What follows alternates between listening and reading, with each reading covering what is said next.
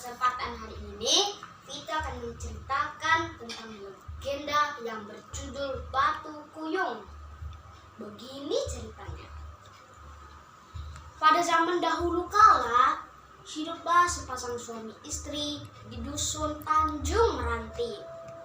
Mata pencarian mereka adalah bertani dan juga menangkap ikan. Sepasang suami istri itu telah dikaruniai 2 orang anak. Anak mereka yang sulung laki-laki, mereka bernama Dimun. Dan anak bungsu mereka perempuan, mereka bernama Materai. Sepasang suami istri itu sangatlah sibuk bekerja. Pagi-pagi mereka telah menuju sungai untuk mengambil bubu yang telah mereka pasang pada malam sebelumnya. Lalu ikan yang mereka dapat akan segera dimasak oleh sang ibu. Sementara sang ayah akan segera pergi ke sawah atau ke ladang untuk bertani. Dan setelah pulang bertani pun sang ayah masih juga bekerja. Dengan dibantu istrinya, sang ayah akan membuat aneka kerajinan tangan yang terbuat dari bambu. Contoh kerajinannya adalah bubu, bronang, dan juga bakul. Tetap hasil kerajinan mereka akan mereka jual ke pasar. Tetapi karena mereka selalu sibuk bekerja, Dimun dan Materai menjadi tidak terurus. Mereka tidak mendapat pelajaran dan pengajaran yang baik. Budi pekerti mereka buruk. Mereka menjadi anak yang nakal. Mereka kerap mencemooh orang lain. Dan kalau bicara kepada orang lain pun, kata-kata mereka terdengar sangat kasar dan lagi jorok.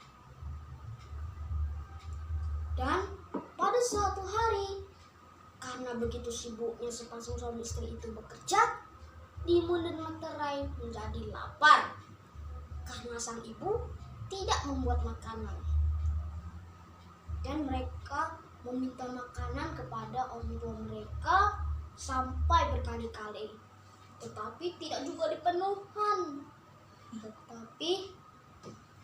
Tetapi karena tidak juga dipenuhi, mereka menjadi marah. Mereka merusak aneka barang-barang buatan orang tua mereka sendiri. Dimun berkata sambil merusak bubu dan baronang jeleknya. Sang Dimun berkata, "Buat apa bubu dan baronang jelek ini? Keduanya tidak bisa membuat perut kenyang," kata Dimun. Materai kelakuannya juga tidak kalah buruk kebanding kakaknya. Ia mengacak-ngacak dan merusak semuanya. Ia bahkan menangis sambil memegang perutnya yang lapar karena sudah dirasa sangat melilit. Dan sepasang suami istri itu merasa sangat jengkel atas perlakuan 2 anak mereka sendiri. Lalu sepasang suami istri itu mengambil barang-barang yang dirusak oleh Dimun dan Materai. Kalau kita harus memperbaiki barang-barang ini, kalau kita tidak segera memperbaikinya, pasti barang-barang ini tidak akan laku dijual. Dan Dimun dan Materai mendatangi ibu mereka dan berkata, "Bu, kami lapar. Sudah dari pagi perut kami belum terisi makanan, Bu," kata Dimun, dan Materai menyambut, "Benar, Bu, kami sudah sangat lapar." Dan sang ibu menjawab, "Pergi sana, mintalah makanan pada ayah kalian itu," kata ibu. Mereka pun mendatangi sang ayah. "Ya, kami lapar," kata Dimun. Benar ya, kata ibu, kami harus meminta makanan kepada ayah. Tetapi sang ayah menjawab, "Pergi sana, jangan ganggu aku." Segar ayah kepada keduanya, "Mintalah makanan pada ibu kalian itu," kata ayah.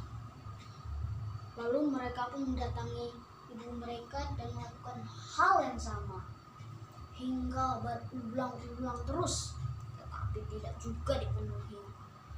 Mereka makin marah dan akhirnya mereka pergi ke rumah dan pergi ke belakang untuk ke kebun yang ada di belakang rumah mereka. Lalu mereka menaiki dan menduduki batu besar yang mereka sebut batu kuyung, lalu mengundangkan lagu kesedihan. Dalam dendamnya, mereka meminta batu kuyung membawa mereka pergi karena kedua orang tua mereka tidak memberi makan. Dan keajaiban terjadi ketika Dimun dan Meterai selesai berdendam. Tiba-tiba dengan mendadak batu kuyung meninggi ke atas dan melebihi pepohonan tinggi yang ada di situ. Dan batu kuyung itu bertambah tinggi dan tinggi karena Dimun dan Meterai terus bernyanyi. Tetapi orang tua mereka seperti baru tersadarkan setelah sang ibu tidak mendengar suara anak-anaknya. Sebelum keanehan itu terjadi, sang ibu memanggil Dimun dan Meterai. "Dimun, Meterai, ayo pulang nak, kita makan bersama." Setelah ia selesai memasak, tetapi ia tidak mendengar jawaban apapun.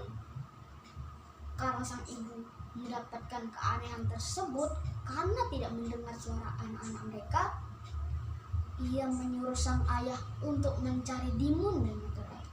Dan sang ayah mencari Dimun dan Meterai ke seluruh kampung dan menanyai orang-orangnya. Dan karena tidak juga ditemukan, mereka pergi ke kebun di belakang rumahnya. Mereka sangat kaget karena batu kuyung sudah sangat tinggi di langit karena Dimun dan Meterai terus menangis. Dan sang ayah memanggil, "Ayah, Dimun, Meterai, lekas kalian turun, ayo kita makan bersama." Tetapi Dimun dan Meterai tidak juga turun. Mereka terus bernyanyi hingga batu kuyung melebihi tinggi pepohonan tinggi yang tumbuh di dusun Tanjung Meranti. Dan mereka pun tidak berusaha melihat ke bawah karena sangat khawatir dengan kedua anaknya. Sang ayah pun segera pulang ke rumah, lalu keluar seraya membawa kapak. Lalu ia berusaha merobohkan batu kuyung dengan tenaganya yang sangat besar. Tetapi usahanya sia-sia, meskipun ia telah mengeluarkan tenaganya yang sangat besar. Namun batu kuyung itu tidak juga roboh. Dan karena usaha sia-sia itu, mereka hanya bisa berlutut dan melihat anak mereka yang ada di puncak batu kuyung itu.